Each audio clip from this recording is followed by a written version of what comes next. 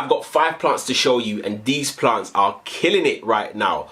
Honestly, I feel like every month there's something new to show you. So I had to come here and share the good news. And we're gonna start off with a bang. We're gonna start off with these 2 plants right here, my Spiritus sancti. It was only recently that I actually propagated these 2 plants. This was the top cutting, this the mother plant, the base cutting, and boy do I have some good news for you. What is up, my planting people? My name is Lithius and welcome to Roots Ready.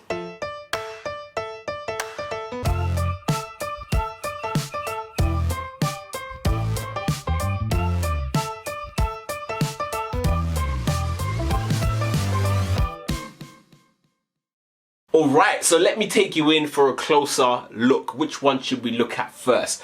Let's go right here with the top cutting. Now let me show you what we're working with. Let me take this plant out of the pot and look at that. I've got it staked up because it's currently in this grow tent behind me and space is non-existent in here. It's so full, it's so jam-packed, and honestly, any sprawling plants just wouldn't be able to fit in here. So I've had to stake it up. Plus I kind of like this look. I like it sort of pendant leaf kind of shape. I know the Spiritus sancti likes to spread out and it's more of a sort of, not crawling, but it likes to sort of cascade. Let's call it that. It's like a waterfall effect. That's what it likes to do. Just for the purpose of space saving, I've staked it up. But let me show you what's going on. This was the baby leaf that you saw in my previous video. Now this leaf was only small, probably about half the size, and look at it now. Wow. Now I will say it's not as mature as the leaf before, and that's because this leaf came in when this was still attached to the base plant. Now whenever you propagate a plant and it's currently growing, the leaf that's coming out is always going to be slightly stunted, but I'm still very impressed with the size of it. It's quite long. It's definitely kept those lobes, so it hasn't gone back too far, which is really great news. But let me show you something else. Over here we have a completely new leaf coming in. It's still in its sheath, it's still very much early days, but I have no doubt, no hesitation that it's gonna come in and it's gonna look amazing. And the reason why I'm really confident that it's gonna do well, it's because of those roots. My goodness, have a look at that. This thing literally had about 2 aerial roots. And look at the pot. Look at what we're working with. All of these juicy roots coming in on this plant. So the plant is gonna be fine. It's gonna thrive. I currently have this plant available on my eBay store, this exact one. Be quick if you're interested, because I might very well just keep this for myself because it looks amazing. But that's not all. Let me show you what's going on with the mother plant. This is it. So we still have, the leaves still look the same. Some of them definitely still have those yellow spots on the leaf. You can see that here and there, but it hasn't gotten any worse. It definitely won't get any better, which is fine. This leaf, like the youngest ones, are starting to yellow, but that's okay. Panic averted. And I'll tell you exactly why. It's because look at that. Boom. Look at that. That is a new leaf. Look at it. It's still very small. It's got none of the ears on top here. Which is fine. That's okay. That's to be expected. But also, if you look back here, what have we got? We have another leaf. Oh my days. This plant is growing 2 shoots. So effectively, I've got three Spiritus sancti in my collection. Let's just call it that. Another really cool plant that I have, and I've had for a little while, but I wasn't sure what was going on. This plant came from my forgetii. Now, I don't know if you can see it. Here it is, if you can see that. Oh, there it is. So what I did was I self-pollinated the Anthurium forgetii. And several months later, I had a wonderful collection of Anthurium seedlings, and all of them, most of them, look the way you would expect it to look, just like the mother plant. It's self-pollinated, fine, that's what I expected. But a few of them, just a few, came out with a really interesting leaf pattern, and let me show it to you. there we have it. Can you see how belate and bumpy and pillowy these leaves are? If I turn it around to the back side, that pattern even carries on to the back side of this plant. It's just so pillowy, so gorgeous, so different. Now I have sold a couple of these on my eBay store, and I sent one like this. Well, I didn't know it was going to end up this sort of belate and pillowy, but I sold one to someone and they came back to me after a couple of months, maybe about 2 months or so, and they sent me a picture. They're like, oh my days, have a look at this plant, because I didn't think anything of it. I thought it looks different, nothing to think about, nothing to write home about. And then they went on to tell me that it's actually an incredibly rare mutation in Anthurium forgetii, and it's called the Anthurium forgetii bullatus,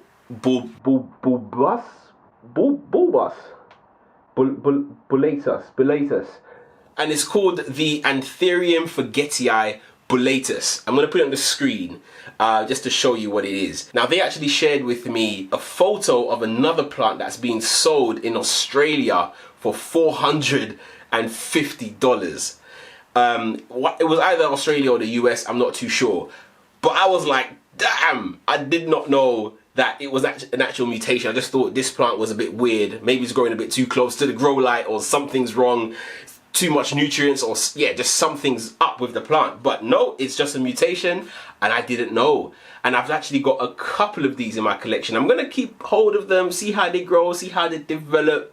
I would love to sort of try to hybridize them or self-pollinate to see if I can get even more of this feature out of the plant. So yes, it's a very interesting one, and I hope it picks up on the camera, because it's just, Anyway, this is it. This is the forgetii, Anthurium forgetii bullatus, something like that.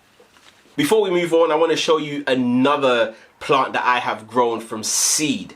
Now, this over here is my Anthurium forgetii crossed with Anthurium magnificum cross regale. The only time I've been successful pollinating my Anthurium magnificum cross regale, which is this one just here, the massive one, is this only time. So I took some of the pollen from the forgetii and I applied it to the mad rag. I have tried several times before, and all but one time it just doesn't take. The inflorescence dries up and it falls off. And this was the only time, and only about 4 or 5 of these seedlings survived, and this is one of them. And this one is by far growing the quickest. You can see that it's got a lot of the mad rag features in here. Not much of the forgetii. I thought we'll get a lot more of the closed sinus as we started to get, this was one of the first few leaves that came out. But as the plant matures, the sinus gets more and more pronounced. But this is just another one I wanted to show you. I'll keep you updated on how this one grows and how it develops. The Anthurium mad rag forgetii. Mad rag forgetii. Moving on to one of the newest plants in my collection. Yes, I know I've been trying to say to myself I'm going to stop buying new plants, but this one I couldn't let it go. There we go. I did it. I got another desert rose, another adenium. Have a look at this. Can you tell why I got it? It's because it's so big and juicy. Look at the size of this codex. Oh my days. Oh my days. Oh my days. This thing has bonsai written all over it, and that's exactly what I'm going to do with it.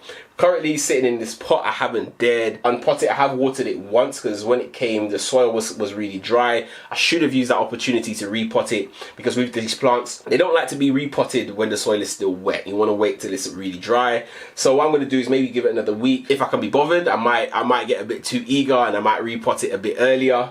But I'm going to try to let it dry out. It's been a week since I've watered it, so it should be at that point where it's dry enough. But I want it to get a lot drier before I do anything with it. But yeah, how cool would that be in a little bonsai? Just have a look. It's already got a little bit of a canopy going on up top, and I just want to sort of promote that a lot more, get a lot more branching up top as well, get that real bushy, oh look, almost like a baobab tree. Is that what it's called? Those trees that look like they're upside down. A really chunky sort of stem. and then really sort of sparse leaf structure up top. So something like that I'm trying to go for. But yes, I'm really excited to share this one with you. A brand new desert rose. Finally, I want to share these with you. These are my Caladiums. Now, I've had this I've had this since last year, right? And there was I think there's a variety of Caladiums in there. In fact, I completely forgot about this plant.